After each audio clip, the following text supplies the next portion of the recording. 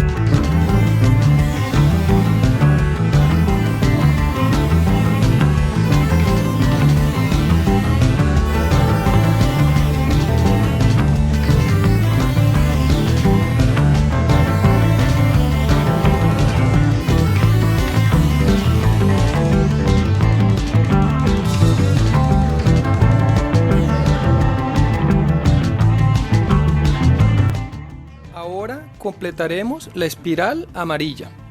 Para ello vamos a amarrar el hilo en el clavo número 1, 2, 3, 4, 5, 6, 7, 8, 9 y vamos a ir 5 clavos más arriba. 1, 2, 3, 4, 5. A este clavo vamos a descender en este sentido y ascender en este sentido. Siempre lo haremos por 2 filas. Luego retrocedemos un clavo más en las otras 2 filas y hacemos el mismo procedimiento.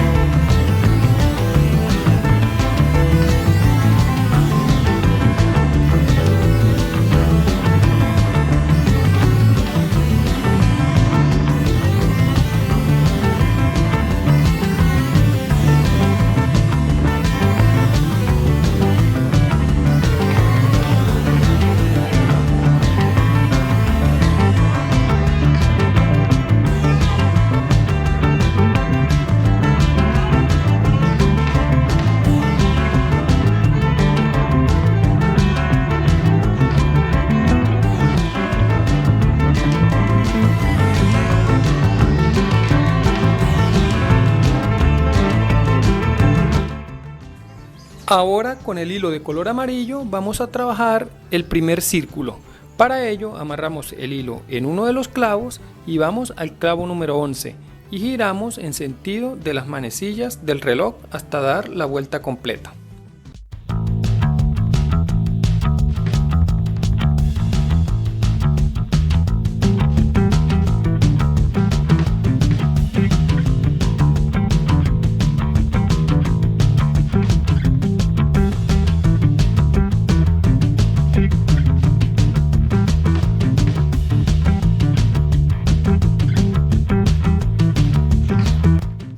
Ahora tensaremos nuevamente con el hilo de color amarillo por 4 círculos que tenemos en este lado.